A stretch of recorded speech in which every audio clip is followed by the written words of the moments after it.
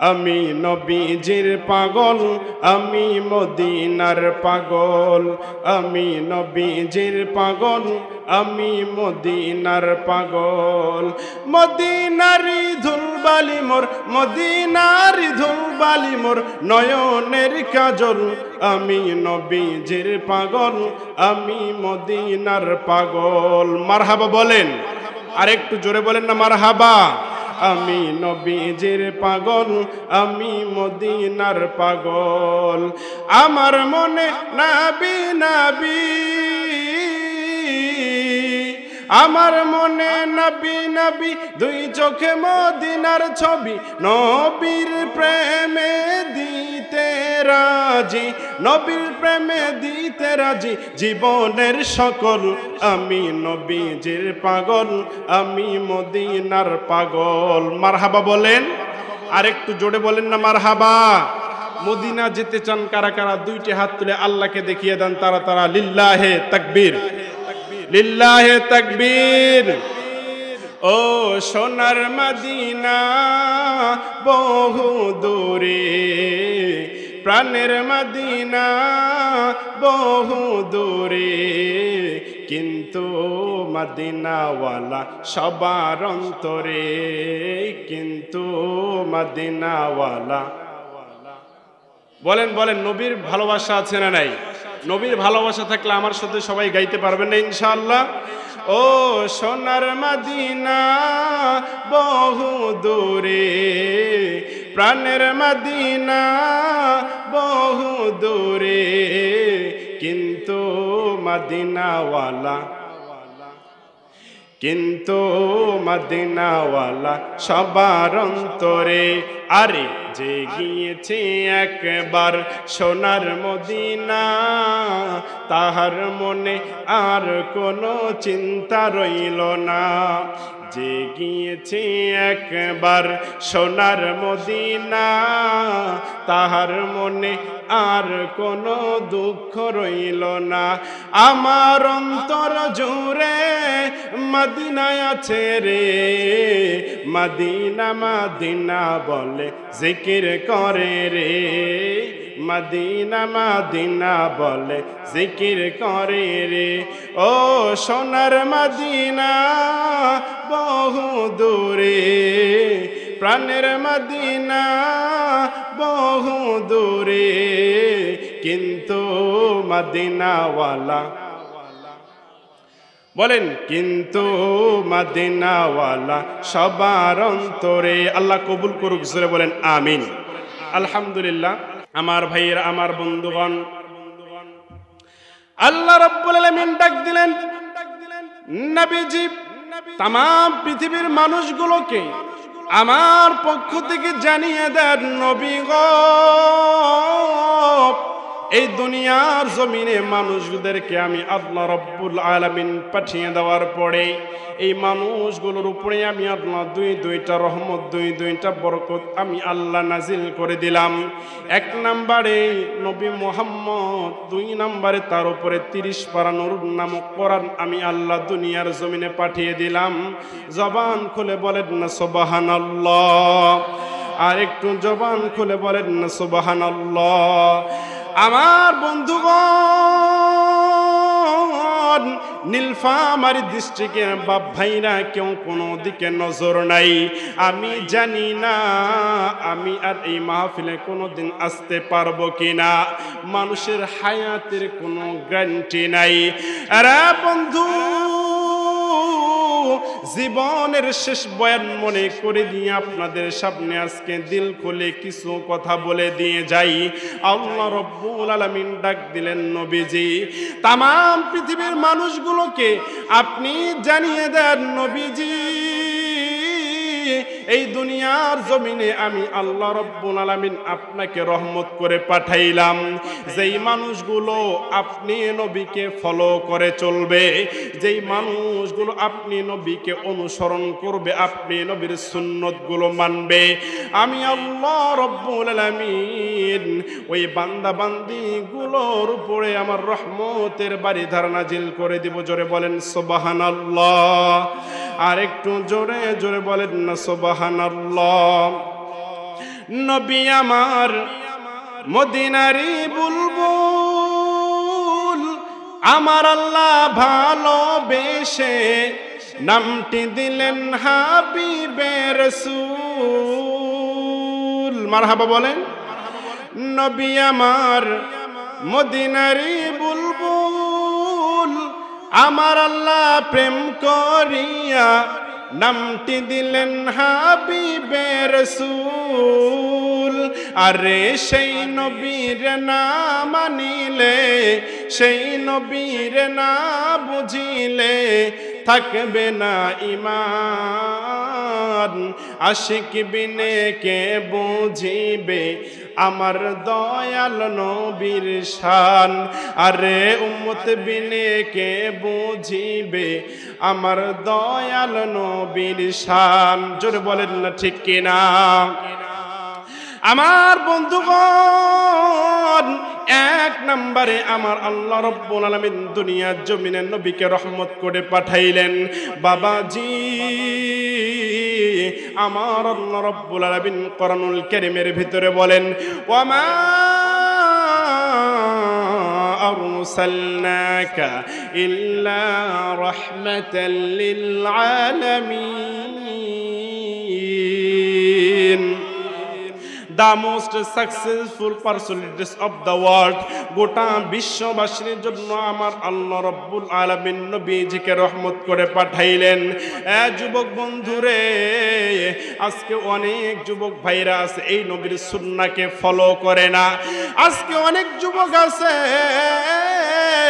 এই নবীর সুন্নতকে ফলো করে না। আজকে অনেক যুবকরা আছে নবীর মহব্বতে দুইটা চোখের পানি ফালিয়ে দেয় না। আজকে অনেক যুবকরা আছে দেখবেন নবীর প্রেম অন্তরের ভিতরে নাই। আমার আল্লাহ রাব্বুল আলামিন দুনিয়ার জমিনে নবীকে রহমত করে পাঠাইলেন। দুই নম্বরে আমার আল্লাহ রাব্বুল আলামিন নবীজির উপরে 30 পারা নূরুন নামক কোরআন নাজিল করে দিলেন। বাবাজি, এই কোরআনুল কারীমের ভিতরে আমার আল্লাহ রাব্বুল আলামিন সকল সমস্যার সমাধান দিয়েছেন। জোরে বলেন কথা ঠিক কিনা? আর একটু জোরে বলেন ঠিক কিনা? এই জন্য আইনুদ্দিন আল-আজাদ একটা গজল বলেছে, সমাধান চাও যদি জীবনে মরণে, ফিরে চাও খুঁজে নাও চোখ রাখো কোরআনে। সমাধান চাও যদি জীবনে মরণে, ফিরে চাও খুঁজে নাও চোখ রাখো কোরআনে। এ বাণী সকলের নয় শুধু মুমিনের, এ বাণী সকলের নয় শুধু মুমিনের, যারাই চলবে মেনে ফল পাবে কোরআনের। মারহাবা বলেন। ঘরে বলো কিংবা রাষ্ট্রে বলো, ঘরে বলো কিংবা রাষ্ট্রে বলো, অশান্তি দূর করে শান্তি আনে। সমাধান ও সমাধান চাও যদি জীবনে মরণে, ফিরে চাও খুঁজে নাও চোখ রাখো কোরআনে। চোখ রাখতে হবে তাহলে কোথায়? জোরে বলেন কোথায়? আমার ভাইরা, আমার বন্ধুগণ, বাবাজি লম্বা চূড়া কোনো আলোচনা নয়। আমার বন্ধুগণ, আমি জানি না কার জন্য জানি কাফনের কাফন সৈয়দপুরের মধ্যে চলে এসেছে। আমি জানি না কার জন্য জানি বাঁশবাগানের বাঁশগুলো অপেক্ষায় অপেক্ষমান রয়েছে। আমি জানি না কার জন্য জানি রে কবরের মাটি খানা বায়না হইয়া আছে। আরে বন্ধু, কেউ কোনো দিকে তাকাতাকি করবেন না। আমি মাওলানা যদি এই মুহূর্তে মইরা যাই,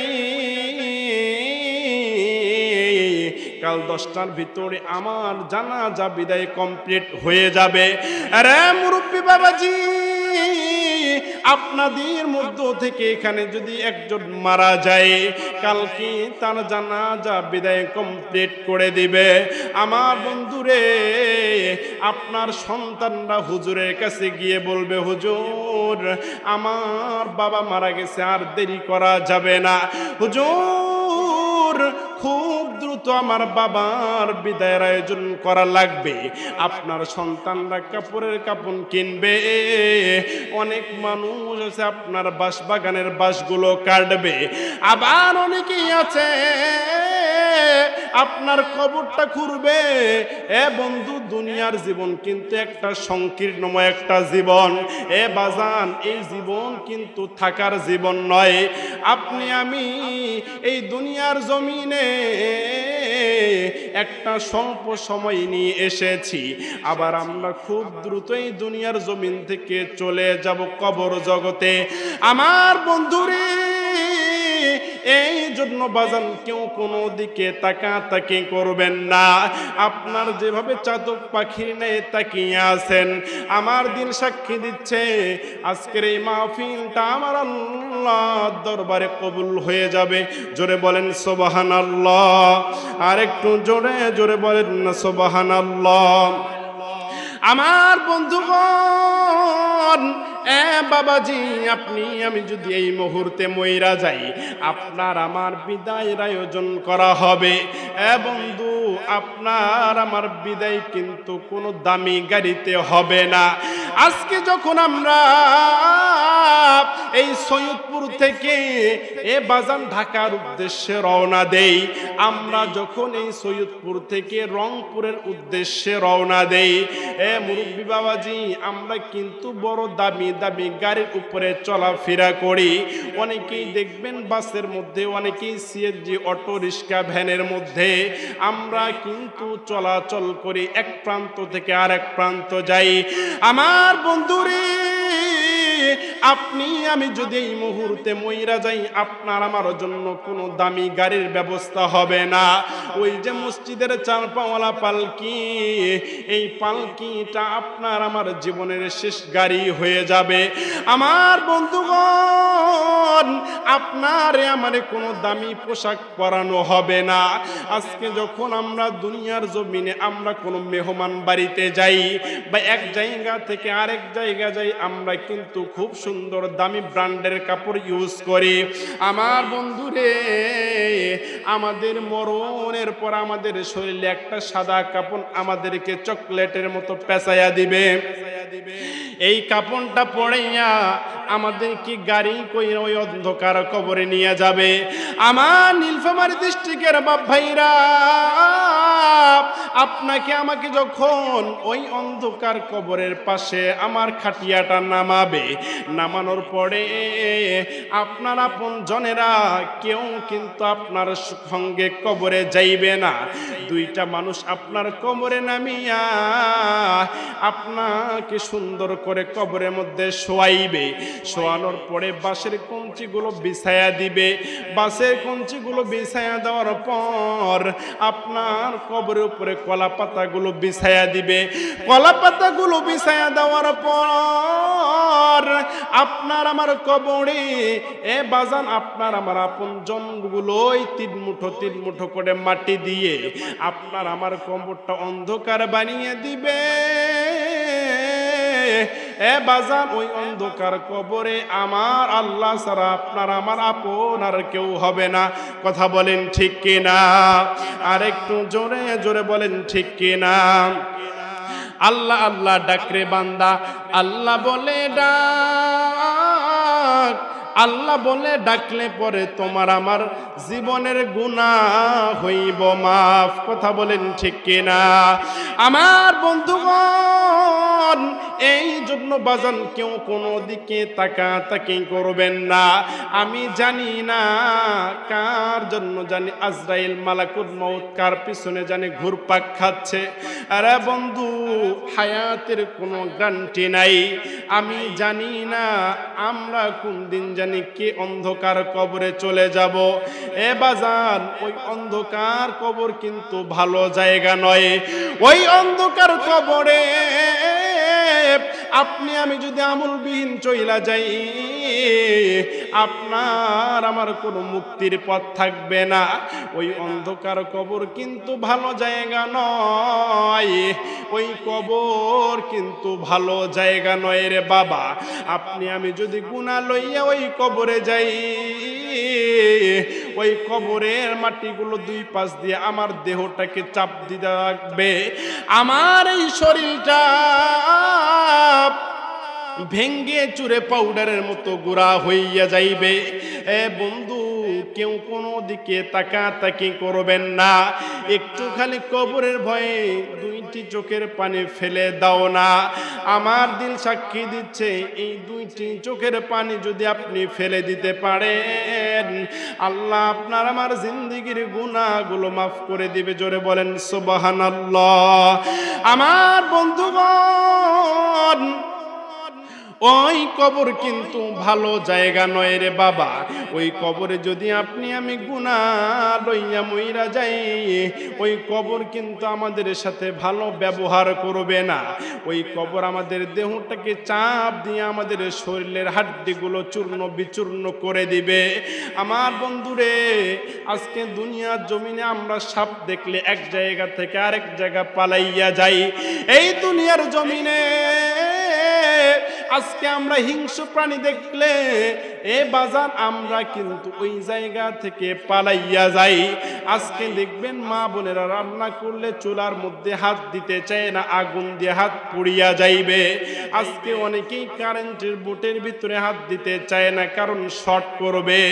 আমার বন্ধুগণ, ওই কবরের ভিতরে বিষধর সাপগুলো আপনার আমার দেহটাকে টুকরে টুকরে খাইবে। ওই কবরের সাদা সাদা পোকা আপনার আমার চোখের ভিতর দিয়ে ঢুকবে, আপনার আমার কানের ভিতর দিয়ে ঢুকবে, আপনার আমার মুখের ভিতর দিয়ে ঢুকবে। আমাদের শরীরের যে গোস্তগুলো আছে, কলেজাগুলো রয়েছে, আমার বন্ধুরে এইগুলো ওই পোকাগুলো খাইয়া খাইয়া শেষ করে ফেলবে। আমার বন্ধুরে, এই বিষধর সাপগুলি আপনার আমার পেটের মধ্যে বাসা বাঁধবে। ওই সাপগুলি পায়খানার দরজা দিয়ে বের হয়ে যাবে। আমার বন্ধুরে, 6 দিনের মাথায় আপনার আমার হাতের নখগুলো খুলিয়া যাবে। 9 দিনের মাথায় আপনার আমার এই সুন্দর চুলগুলি, আপনার আমার চুলগুলি পচিয়া যাইবে। আমার বন্ধুগণ, অনেক মা বোনেরা এসেছেন, মা বোনদেরকে বলতে চাই, মা গো, আপনার চুল হচ্ছে একটা সৌন্দর্য। আমার আল্লাহ একটা নিয়ামত দিয়েছেন, এই চুলটা শুধু স্বামীর সামনে ওপেন করতে পারবেন। আপনি যদি এই চুলগুলো ছেড়ে দিয়ে রাস্তাঘাটে চলাফেরা করেন, পুরুষ যদি নজর দেয়, আমার আল্লাহ ওই দিন আপনাকে কিন্তু কঠিন শাস্তি দিবে। আমার বন্ধুগণ, এই জন্য বাজান, এই শরীরের জন্য আমরা কত কষ্ট করতেছি, আমরা এই শরীরকে যত্ন করতেছি। এই শরীর কিন্তু আমাদের আর সুন্দর থাকবে না। এই সুন্দর শরীরে পোকামাকড়গুলো বাসা বেঁধে আমার শরীরটাকে একবারে খেয়ে ফেলবে। আমার হাড়গুলো কবরের মধ্যে পড়ে থাকবে। আমার বন্ধুরে, অনেক যুবক ভাইরা এসেছেন। যুবক বন্ধু, এই দুনিয়া কিন্তু থাকার জায়গা নয় রে বাবা। ওই দিন আমি পঞ্চগড়ের মধ্যে একটা মাহফিলে যাওয়ার সময় দেখলাম একটা যুবক মোটর সাইকেল নিয়ে যাচ্ছে। অপোজিট সাইড থেকে একটা সিএনজির সাথে সংঘর্ষ হয়ে গেল। এই যুবক আমি দেখলাম সামনে পড়ে গেল, তার মাথার ভিতরে আঘাত পেয়েছে। বন্ধু, আমি নজর করে দেখলাম 2-3 মিনিটের ভিতরে ছটফটাইয়া যুবকটা ওখানেই মারা গেল। আমার বন্ধুরে, হায়াতের কোনো গ্যারান্টি নাই, নিঃশ্বাসের কোনো বিশ্বাস নাই। এই জন্য বাজান, কবরের কথা একটু চিন্তা করা লাগবে রে বন্ধু। এই দেখেন, এই মাহফিলের পোস্টার দিয়ে একটা উদাহরণ দেই। এই মাহফিলের পোস্টারটা দেখেন কত সুন্দর রং, ডিজাইনার ডেকোরেশন করা রয়েছে। আবার এই সাইডটার দিকে তাকান, একবারে কিন্তু সাদা, কোনো লেখা নেই, কোনো রং নেই, কোনো ডিজাইন নেই। আমার বন্ধুগণ, এটা হচ্ছে দুনিয়ার জমিন। আমরা দুনিয়ার জমিনে সুন্দর বাড়ি বানাইছি, আমরা দুনিয়ার জমিনে বিঘা বিঘা সম্পত্তি আমরা ক্রয় করেছি। এই দুনিয়ার জমিনে অনেক সুন্দর ব্যবসা প্রতিষ্ঠান আমরা দাঁড় করাইছি। এই দুনিয়ার জমিনে সুন্দর বিবি দেখে আমরা বিয়ে করেছি। এই দুনিয়ার জমিনে আপনি আমি ভালো খাদ্য খেয়ে নিজের শরীরটাকে সুস্থ রেখেছি। এই দুনিয়ার জমিনে আপনি আমি অনেক সুন্দর করে সাজাইছি। এ বাবাজি, এই সাইডটার দিকে দেখেন, এটা হচ্ছে কবর জগৎ। এই কবর জগতের জন্য আজকে আপনি আমি নামাজ পড়ি না, আজকে আপনি আমি রোজা রাখতে চাই না, আজকে আপনি আমি নবীর সুন্নাহ দাড়ি রাখতে চাই না, আজকে আপনি আমি গাঞ্জার সাথে সম্পৃক্ত রাখছি, আজকে আপনি আমি জেনার মধ্যে লিপ্ত হয়ে গেছি, আজকে আপনি আমি মেগা ক্যাসিনো অনলাইন জুয়ার মধ্যে আসক্ত হয়ে গিয়েছি। এ যুবক বন্ধুরে, এই দুনিয়া কিন্তু থাকার জায়গা নয়। এই হিসাবগুলো আমার আল্লাহর কাছে দিতে হবে। কথা বলেন ঠিক কিনা? আর একটু জোরে জোরে বলেন ঠিক কিনা? দেখবেন অনেক যুবকরা আছে, দেখবেন সিগারেট খায়, অনেক মুরব্বীরা আছে দেখবেন বিড়ি খায়, বিড়ি খাইতে খাইতে বিড়ির পাশা পর্যন্ত খায়া ফেলে। আছে না নাই? জোরে বলেন আছে না নাই? আমি একদিন এক মুরব্বীকে বললাম, মুরব্বী আপনি বিড়ি খাচ্ছেন কেন? বিড়িতে কি লাভ আছে? বলে, হুজুর আপনি বুঝবেন না, এই বিড়ির মধ্যে যা আছে এক পোয়া দুধের মধ্যে তা নাই। নাউজুবিল্লাহ বলবেন। এক পোয়া দুধের স্বাদ নাকি বিড়ির তার থেকে বেশি পাওয়া যায়। শয়তানি ছাড়া কিছুই হতে পারে না। কথা বলেন ঠিক কিনা? আমার ভাইরা, এজন্য এই নেশা মাদক এগুলোকে আমাদেরকে মুখে আনা যাবে। যে জিনিসটা টয়লেটের ভিতরে খাওয়া যায় ওই জিনিসটা আর যাই হোক হালাল হতে পারে না। কথা বলেন ঠিক কিনা? আর একটু জোরে বলেন ঠিক কিনা? দেখবেন অনেক যুবকরা আছে, দেখবেন মা বাবা যদি অসুস্থ হয়, মা বাবার চিকিৎসার জন্য টাকা বের হয় না, কিন্তু অনেক যুবকরা আছে দেখবেন অনলাইনে ক্রিকেট মেগা এগুলোর মধ্যে অনলাইন জুয়ার ভিতরে হাজার হাজার টাকা নষ্ট করে। আছে না নাই? জোরে বলেন আছে না নাই? আজকে অনেক যুবকরা আছে দেখবেন গার্লফ্রেন্ডকে খুশি করার জন্য, বউকে খুশি করার জন্য দাড়ি সেভ করে, ক্লিন সেভ করে বাইরে হয়, কিন্তু ওই যুবক ভুলে গেছে আমার নবী এই দিনের জন্য কত কষ্ট করেছেন, মাইর খেয়েছেন। এই যুবক যদি নবীকে ভালোবাসতো, এই যুবক কিন্তু কখনো দাড়ির মধ্যে খুর লাগাইতো না। কথা বলেন ঠিক কিনা? আর একটু জোরে বলেন ঠিক কিনা? আমার বন্ধুর অনেক মা বোনেরা এসেছেন, মা বোনদেরকে পর্দা করার দরকার আছে না নাই? জোরে বলেন আছে না নাই? আচ্ছা একটু কালেমা পড়েন, লা ইলাহা লা ইলাহা ইল্লাল্লাহ, লা ইলাহা।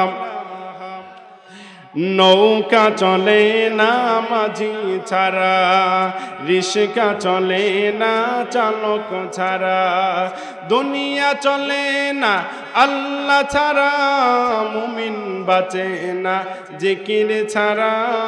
লা ইলাহা লা ইলাহা লা ইলাহা ইল্লাল্লাহ মুহাম্মাদুর রাসূলুল্লাহ। আওয়াজ দিয়ে বলেন না সাল্লাল্লাহু আলাইহি ওয়াসাল্লাম। আমার ভাইরা দেখবেন অনেক মা বোনেরা এসেছে, অনেক মা বোনরা আছে দেখবেন লিপস্টিক আর মেকআপ শিকআপ করে রাস্তাঘাটে চলাফেরা করে আর নিজেকে বিশ্ব সুন্দরী মনে করে। কথা বলেন ঠিক কিনা? আর একটু জোরে বলেন ঠিক কিনা? দেখবেন লিপস্টিক দিয়ে ঠোঁটটা এত সুন্দর করে লাল করেছে, মনে করতেছে আমি বিশ্ব সুন্দরী। আমি অনেক চিড়িয়াখানা ঘুরছি বাপজান, অনেক চিড়িয়াখানার বানরের পিছরটা লিপস্টিক ছাড়াই লাল, ও তো আগে বিশ্ব সুন্দরী হওয়া দরকার। কথা বলেন ঠিক কিনা? আর একটু জোরে বলেন ঠিক কিনা? অনেক নারীরা আছে দেখবেন শর্টকাট পোশাককে মনে করে এটাই হচ্ছে ফ্যাশন, এটাই হচ্ছে মডেল, এটা ছাড়া কেউ মডেলিং করতে পারে না। অনেক মা বোনরা আছে দেখবেন শর্টকাট জামা পরে রাস্তাঘাটে চলাফেরা করে আর নিজেকে দাবি করে আমি মডেল। আমি মনে করি আমাদের যে এলাকায় যে কুত্তাগুলো আছে এগুলো কি কোনোদিন পোশাক পরছে? তো আগে বিশ্ব মডেল তালিকায় তার নাম থাকা দরকার। কথা বলেন ঠিক কিনা? আর একটু জোরে বলেন ঠিক কিনা? দেখুন এই মহিলাগুলোই যখন, এই মেয়েগুলোই যখন রং ঢং করে মেকআপ শেকআপ করে ছোট জামা প্যান্ট পরে যখন রাস্তাঘাটে চলাফেরা করে, কোন যুবক যদি তার দিকে তাকায় এটা ইপটিজিং হয়ে যায়। কথা বলেন ঠিক কিনা? আর একটু জোরে বলেন ঠিক কিনা? কিন্তু ধরেন আপনার ঘরে শুটকি আছে, এই শুটকি মাছের উপরে যদি আপনি ঢাকনা না দেন আর যদি পাশে যায় নামাজ বিছায় আপনি তাহাজ্জুদের নামাজ পড়ে আর দোয়া করেন, তসবিহ জপেন, আল্লাহ এই বিড়াল যেন আমার শুটকি না খায়, বিড়াল যেমন আমার শুটকি না খায়, বলেন তো বিড়াল শুটকি খাবে না নাই? জোরে বলেন খাবে না নাই? এজন্য উচিত হচ্ছে এই বিড়াল এই যে শুটকির উপরে ঢাকনাটা দেওয়া, তাহলে দেখবেন দোয়া ছাড়াই কাজ হবে। কথা বলেন ঠিক কিনা? আর একটু জোরে বলেন ঠিক কিনা? মা বোনরা যদি পর্দা করতো, পর্দার আইন যদি সংসদ থেকে পাস হতো, মা বোনরা যদি পর্দা করতো, দেখবেন কোন যুবক মেয়েদেরকে আর ইপটিজিং করতো না। কথা বলেন ঠিক কিনা? আর একটু জোরে বলেন ঠিক কিনা? দেখবেন মেয়ে মানুষ রাস্তাঘাটে এভাবে চলাফেরা করে, দেখবেন ওই মেয়েটার যখন একটা বিয়ের সম্বন্ধ আসে, দেখবেন ওই মেয়েটা যদি চরিত্র ভালো না হয়, মেকআপ শেকআপ করে রাস্তাঘাটে চলাফেরা করে, রং ঢং করে, চরিত্র যদি ভালো না থাকে, দেখবেন ওই মেয়েটার যখন বিয়ের প্রস্তাব আসে, অনেক জায়গা থেকে ঘুতাঘুতি করে ওই মেয়েটার বিয়ের প্রস্তাবটা নষ্ট করে দেয়। আছে না নাই? জোরে বলেন আছে না নাই? আমি একটা গল্প পড়ি। এক কলাওয়ালা কলা বিক্রি করে, তো বাজারে নিয়ে যায় কলা, নিয়ে যাওয়ার সঙ্গে সঙ্গে 2-4 মিনিটের ভিতরে কলা বিক্রি হয়ে যায়। তো এই লোক একটু বোকা শোকা, বাড়িতে গেছে, তার বিবি বলতেছে তুমি তো কলা নিয়ে যাও, খুব দ্রুত বিক্রি হয়ে যায়, আমি আরেকটা তোমাকে ফর্মুলা দেই, এই ফর্মুলাতে কাজ করলে তোমার কলা আরো তাড়াতাড়ি বিক্রি হয়ে যাবে। বলে কি ফর্মুলা? বলে আমি কলার সোলগুলো আমি সিলাইয়ে দেবো, তুমি শুধু বাজারে নিয়ে যাবো, মানুষ কিনবে আর খাবে, মানুষ কিনবে আর খাবে। আচ্ছা বলেন এই কলা কি কেউ খাবে? খাবে? খাবে? তখন এই লোকটা কি করছে, বোর বুদ্ধি ধরে কলাগুলো সিলাইয়া ডালার মধ্যে বাজারে নিয়ে গেছে। যাওয়ার পরে বাজারে যেই দোকানের সামনে গিয়ে বসছে, কিছুক্ষণ পর দেখতেছে ওই কলার ভিতরে মাছগুলো ভ্যান ভ্যানাচ্ছে। ওই দোকানদার বিপদ যায়, তোর দোকান নিয়ে ওইদিকে যা, তোর দোকানের জন্য আমার দোকানের সমস্যা হচ্ছে। কথা বলেন ঠিক কিনা? এই লোক একটু পরে চিন্তা করে যে আমি সকাল থেকে বসে আছি, বিকাল পর্যন্ত কোনো লোক আসে না, মানুষ আমাকে ধমক দিয়ে তাড়িয়ে দিচ্ছে। এই লোক তখন অন্য একটা সাইডে গিয়ে গলায় হাত দিয়ে, গালে হাত দিয়ে একটা গান গায়। বলবো বলবো বলবো আমার কলা নিবেন যারা, একটি কলা নিবেন যারা, 1টি টাকা পাবেন তারা, 10টি কলা নিবেন যারা, 10টি টাকা পাবেন তারা। এই মানুষটি ভাবে গান গাচ্ছে। পাশ দিয়ে একটা যুবক যায়, যুবক চিন্তা করে কলাগুলো না হয় না খাইলাম, কলা যদি নেই তাহলে এই কলাগুলো অন্যদিকে ফালাই দিলে টাকাটা তো পাবো। কথা বলেন ঠিক কিনা? এই টাকা দিয়ে আমি পরে চিল করবো। এই যুবক কলাগুলো নিয়ে অন্য একটা সাইডে খালের মধ্যে ফালাই দিয়ে এই টাকা নিয়ে চিল করতেছে। আমি এটার একটা উদাহরণ দিচ্ছি।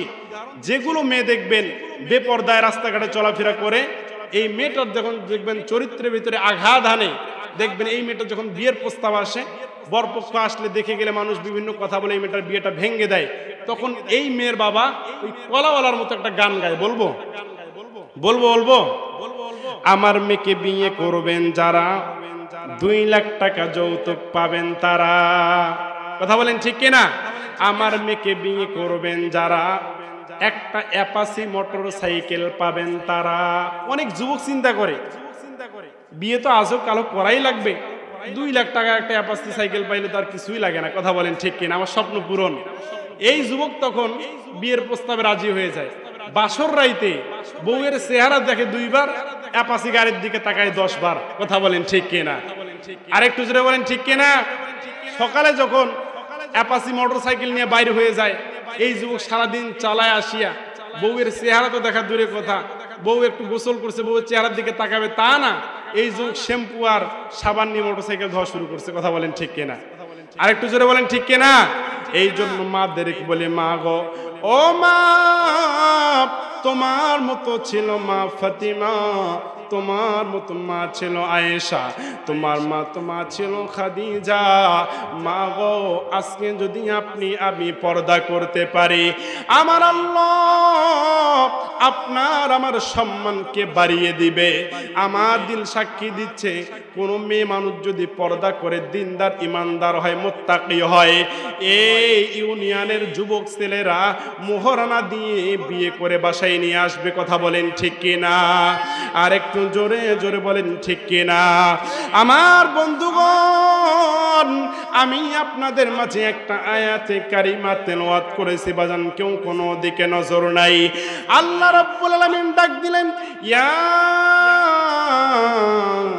আইয়ুহাল্লাযীনা আমানু দুখুলু ফিস সিলমি কাফা। জোরে বলেন আল্লাহু আকবার।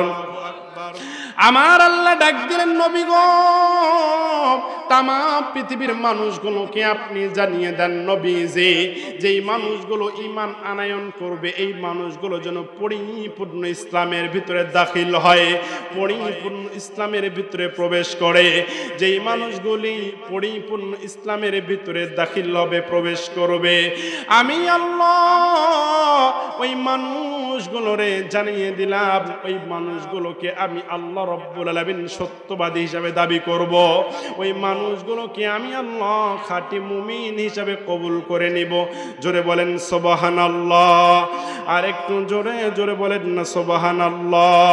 আমার বন্ধুরি, যেই মানুষগুলো খাঁটি মুমিন হবে এই মানুষগুলো কখনো সুদের সাথে লিপ্ত থাকবে না।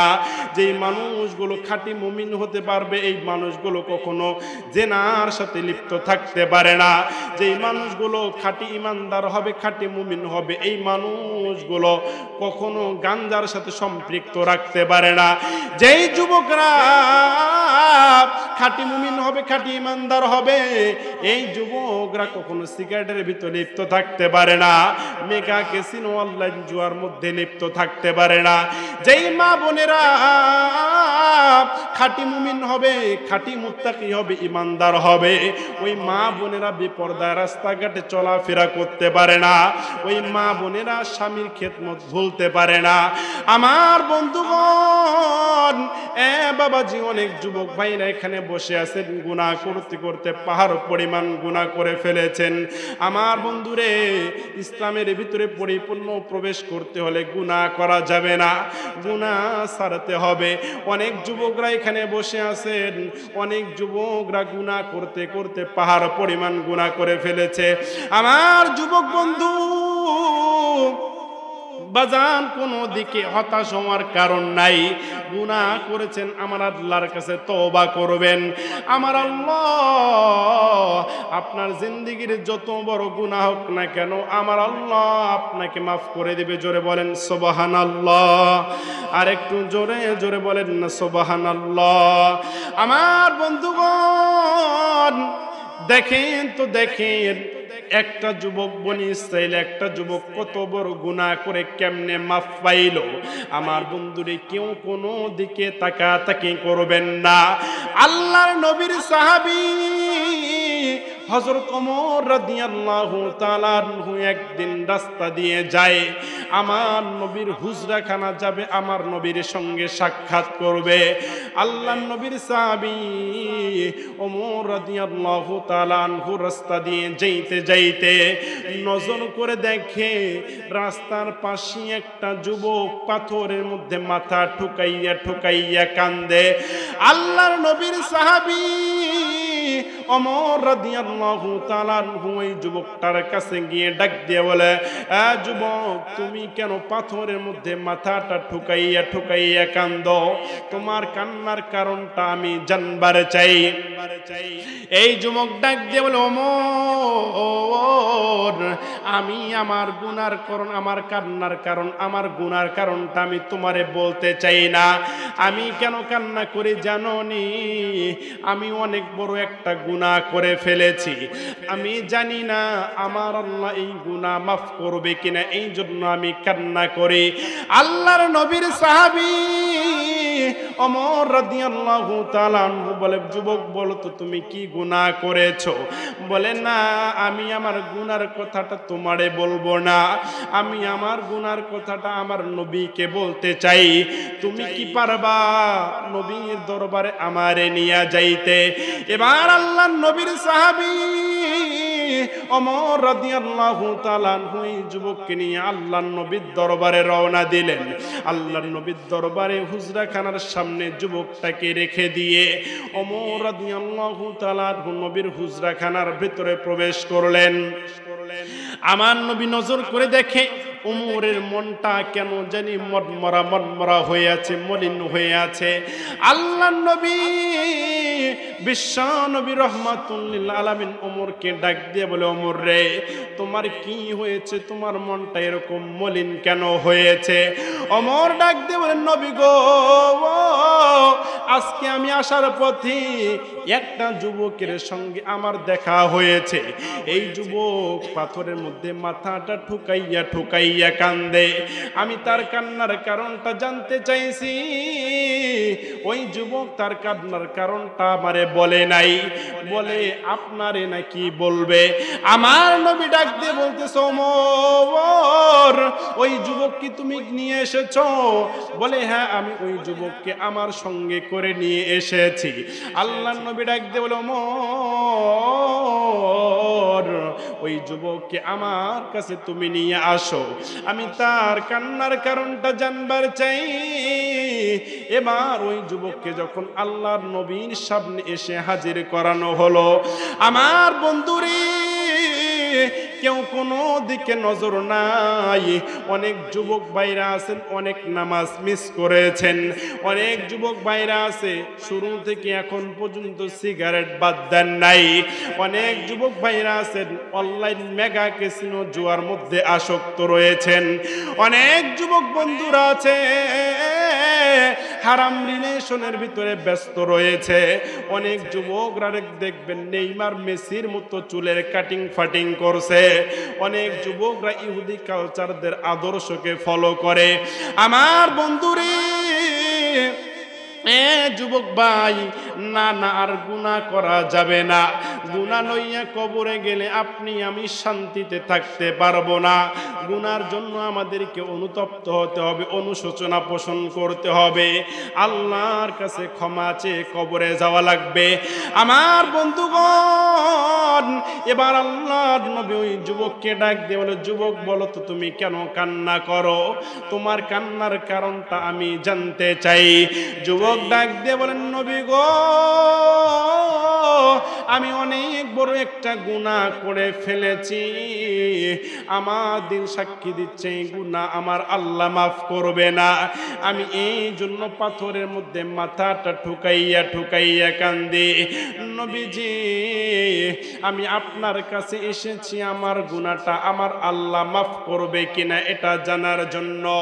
আমার নবীজি ওই যুবককে ডাক দিয়ে বলে, বলো যুবক তুমি কি এমন গুনাহ করেছো যেটা আমার আল্লাহ মাফ করবে না? যুবক ডাক দিয়ে বলে, নবী গো, আমি এত বড় একটা গুনাহ করে ফেলেছি, আমার মনে হয় আমি আসমানের থেকেও বড় গুনাহ করে ফেলেছি। এই যুবক ডাক দিয়ে বলে, নবী গো, আমার মনে হচ্ছে আমি এই বিশাল জমিনের থেকেও বড় গুনাহ করে ফেলেছি, আমি বিশাল জাহান্নামের থেকেও বড় গুনাহ করে ফেলেছি। আমার নবীজি ডাক দিয়ে বলেন, যুবক রে বলো তো, বলো তুমি কি এমন গুনাহটা করেছো, আমার একটু খুলে বলো। এই যুবক ডাক দিয়ে বলেন, নবীজি আমি যদি আমার গুনার কথাটা বলি তাহলে আগে আপনি বলেন, আমাকে আপনি তাড়াইয়া দিবেন না। আমার নবী ডাক দিয়ে বলে, যুবক তুমি আগে তোমার গুনার কথাটা বলো। এই যুবক ডাক দিয়ে বলেন, নবীজি আমি মদিনার ভিতরে একজন কাফনসর মানুষ যখন মারা যায়, আমি রাতের বেলায় তার কবরের ভিতরে যাই, তার কবরটা আমি খনন করি। তার কবরটা খনন করার পরে আমি তার কবর থেকে তার গায়ের সাদা কাফনটা খুলিয়া নেই। নেওয়ার পরে আমি এটা বাসার মধ্যে এনে সুন্দর করে ধুই। ধোয়ার পরে রোদের ভিতরে আমি শুকনাই, আমি শুকনা করার পরে আমি এটা বাজারের মধ্যে বিক্রি করি। এইভাবে আমি আমার সংসার পরিচালনা করি। আমার নবী ডাক দিয়ে বলেন, যুবক রে তুমি তো একজন কাফন চোর, এই গুনাহ তুমি আর করবা না, তুমি আল্লাহর কাছে ক্ষমা চাও, আমার আল্লাহ হয়তো তোমারে মাফ করে দিতে পারে। এই যুবক ডাক দিয়ে বলেন, নবীজি আমি যদি শুধু এই গুনাহটা করতাম আপনার কাছে আমি আসতাম না। নবীজি আমি এর থেকেও বড় একটা গুনাহ করে ফেলেছি। আমার নবী ডাক দিয়ে বলেন, যুবক বলো না, বলো না তুমি কি আরো বড় কি এমন গুনাহটা করেছো? এই যুবক ডাক দিয়ে বলেন, নবীজি আমি প্রতিদিনের মতোই আমি একদিন এক কবরে গিয়েছি লাশের কাফন চুরি করার জন্য। কিন্তু নবী গো, আমি ওই দিন যে লাশটার কাফন চুরি করার জন্য গিয়েছি, ওই একটা মেয়ে মদিনার ভিতরে একজন সুন্দরী মেয়ে, তার নাম হচ্ছে জামিলা। এই মেয়েটা বড় সুন্দরী একটা মেয়ে। এই মেয়েটার চরিত্র অনেক ভালো, এই মেয়েটার চরিত্র অনেক ভালো। এই মেয়েটার চেহারা কোনোদিন কোনো পরপুরুষ দেখে নাই। এই মেয়েটার এখনো বিয়ে হয় নাই। এই মেয়েটাকে বিয়ে করার জন্য মদিনার বড় বড় ব্যবসায়িকরা সিরিয়াল ধরে থাকতো। এই মেয়েটাকে বিয়ে করার জন্য অনেক রাজনীতিবিদরা প্রস্তাব দিত তার ছেলের জন্য, তার নাতির জন্য। কিন্তু ওই মেয়েটা বিয়ে এখনো করে নাই। হঠাৎ একটা অসুস্থতার ভিতরে মেয়েটা মারা গেছে। নবীজি ওই মেয়েটাকে যখন কবরের ভিতরে রাখা হয়েছে, আমি খবর পাওয়ার পরে ওই কবরের ভিতরে আমি গিয়েছি।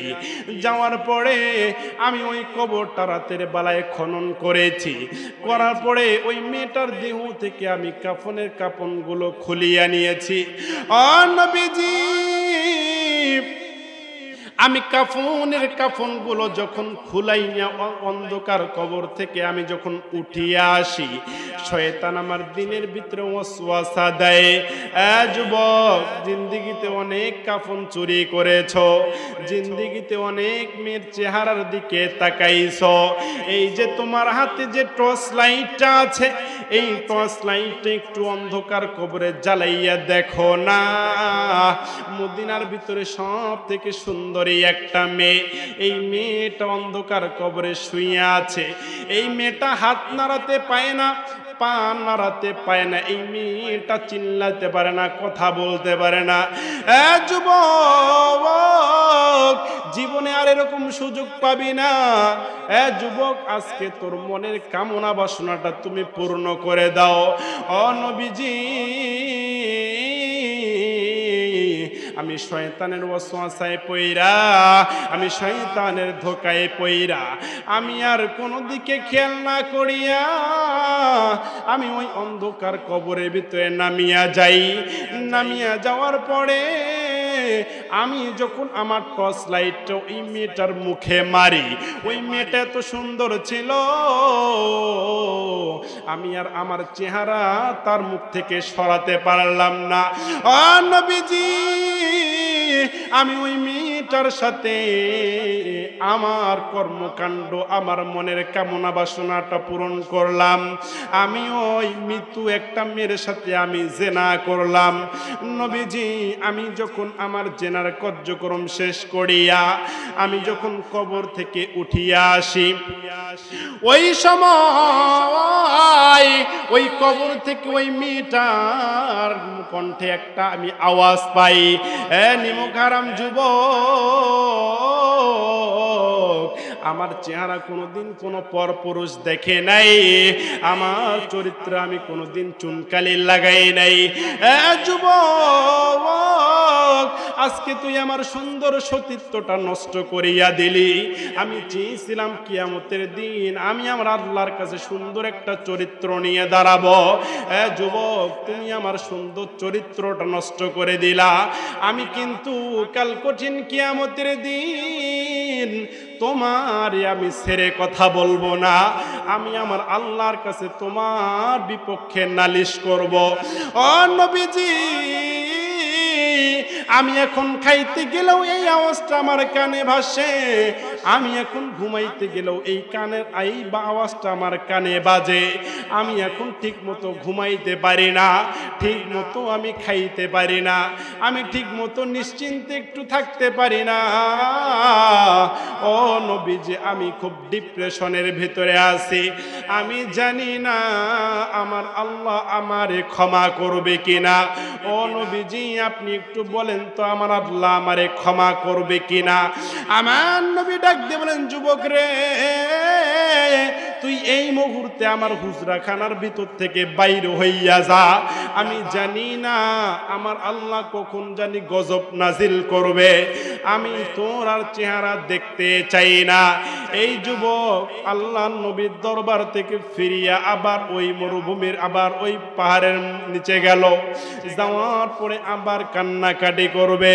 আমার যুবক বন্ধুরে দেখেন তো দেখেন আমার আল্লাহ কেমনে অনুতপ্ত হলে, কেমনে অনুশোচনা পোষণ করলে, কেমনে খাঁটি দিলে তওবা করলে আমার আল্লাহ মাফ করে দেয়। আমি তার আলোচনার ফিনিশিংটা আমি দিয়ে দেব।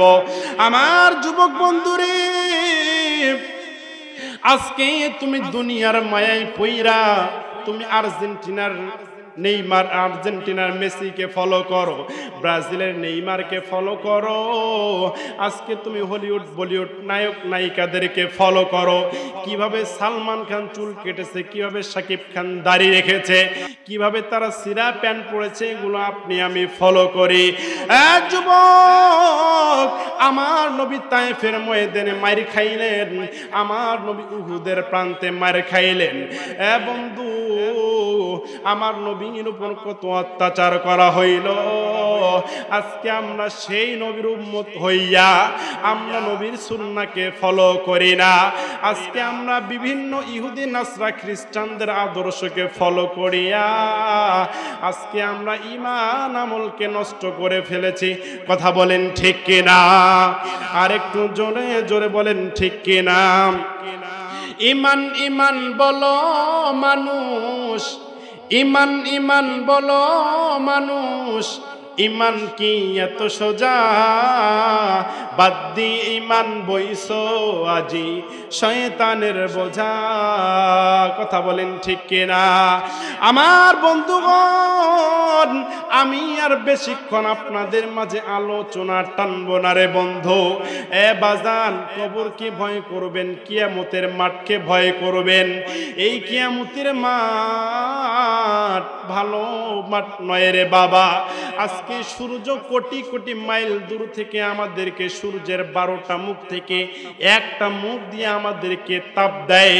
এই তাপ সহ্য করতে না পারিয়া আপনি আমি ফ্যানের বাতাসের নিচে যে লুকাইয়া পড়ি। আজকে আপনি আমি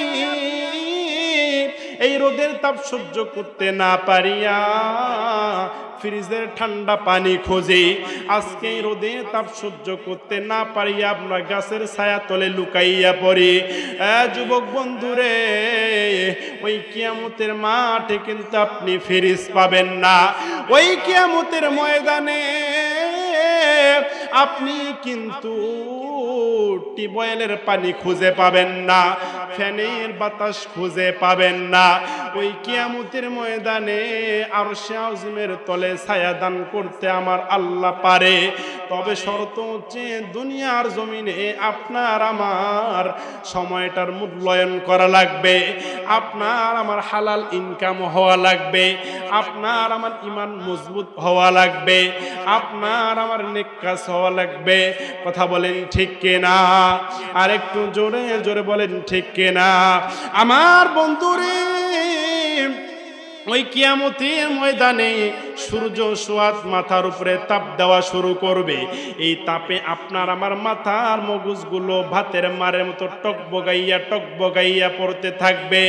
আপনার আমার মাথার মগজগুলো ভাতের মাতের মতো পড়তে থাকবে। বন্ধু ওই দিন কিন্তু আমরা কোথাও পালানোর রাস্তা খুঁজে পাবো না। ওই দিন গুনাহগারগুলি আমার আল্লাহকে ডাক দিয়ে বলে, মালিক গো আপনি আমার আমল নামাটা আমার হাতে দিয়ে দেন, আমি আর এই কষ্ট সহ্য করতে পারতেছি না। আমার আল্লাহ ফেরেশতাকে বলবে, আমার আল্লাহ ফেরেশতাদেরকে ডাক দিয়ে বলবে, ও ফেরেশতারা যাও যাও যাও ওই বান্দার আমল নামাটা তার হাতে তুলে দাও।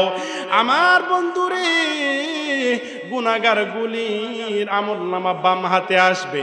শুধু তাই নয়, তার পেটের ভিতর দিয়ে হাতটা ঢুকে পিঠ দিয়ে বাইরে করবে। বাইরে করার পরে তার আমলনামাটা তার বাম হাতে তুলাইয়া দিবে। গুনাহগারগুলি আমার আল্লাহকে ডাক দিয়ে বলবে, মালিক গো আমি তো আমার আমল নামাটা দেখতে পারতেছি না, আমি আমার আমল নামাটা কেমনে দেখব? আমার আল্লাহ ফেরেশতাকে ডাক দিয়ে বলবে, ও ফেরেশতারা শোনো শোনো, ওই বান্দার কল্লাটা তুমি ঘুরাইয়া দাও। এবার ফেরেশতা এসে ওই বান্দার কল্লাটা ঘুরাইয়া দিবে। আমার বন্ধুগণ, দুনিয়ার আগুন হাতে লাগলে হাত পুড়িয়া যায়, পায়ে লাগলে পা পুড়িয়া যায়। জাহান্নামের আগুন কোনো মানুষের শরীরের যে কোনো একটা অংশে লাগলেই আগে তার কলিজাটা পুড়িয়া যাবে। আমার বন্ধুরে, এই জন্য গুনার কাজে সম্পৃক্ত থাকা যাবে না। গুনাহ যদি করে থাকেন আমার আল্লাহর কাছে ক্ষমা চাইবেন। নামাজ 5 ওয়াক্ত কন্টিনিউ পড়বেন। আমার বন্ধুরে, নবীর সুন্নাত দাড়িটা রেখে দিবেন।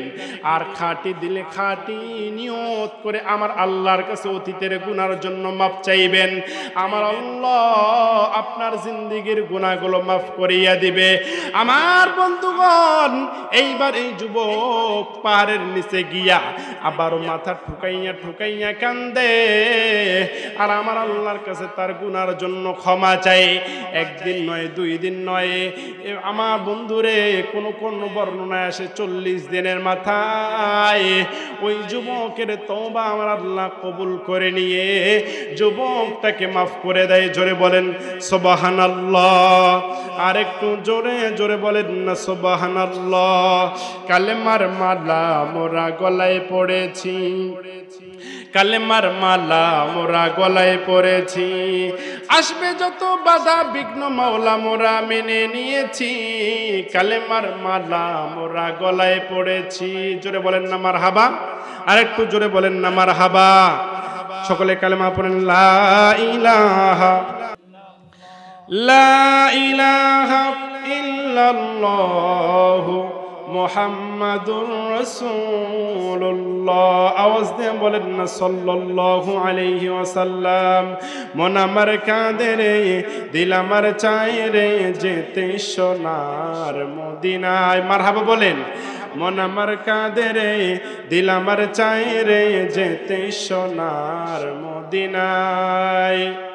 আমার ভাইরা, আমার বন্ধুগণ, এই জন্য আমাদের গুনার জন্য আল্লাহর কাছে ক্ষমা চাওয়ার দরকার আছে না নাই? জোরে বলেন আছে না নাই? আপনার মাহফিলে কি কষ্ট হচ্ছে আপনাদের? সকলেই শেষ পর্যন্ত থাকবেন তো ইনশাআল্লাহ? 2টি হাত তুলে দেখান তো কে কে শেষ পর্যন্ত থাকবেন। লিল্লাহে তাকবীর। নাস্তিকতা নিপাত, দিন ইসলাম জিন্দাবাদ, কোটি প্রাণীর কি আওয়াজ। খোদাদ্রোহী সার পাবে না এই বাংলায়, তাই হবে না মুসলমানরা জেগেছে আজ। চলো চলো সামনে চলো, বজ্রকণ্ঠে আওয়াজ তুলো, একই সাথে একই তালে দাও না স্লোগান। লিল্লাহে তাকবীর। আল কোরআনের আলো, আল হাদিসের আলো। লিল্লাহে তাকবীর। আমার ভাইয়ের, আমার বন্ধুগণ, আমি আর 5টা মিনিট আপনাদের মাঝে সময় নিলাম। আমার বন্ধুরে 5টা মিনিটের ভিতরে আমি আমার আলোচনা সমাপ্তি করে দিব। আমার বন্ধুরে, যারা মা বোনরা এসেছেন আপনাদের জন্য আমি একটু আলোচনা করে দিয়ে যাই। মা বোনেরা, আপনারা খবরদার বেপরদায় চলাফেরা করবেন না। খবরদার স্বামীর সাথে খারাপ ব্যবহার করবেন না। খবরদার শ্বশুর শাশুড়ির সাথে খারাপ ব্যবহার করবেন না।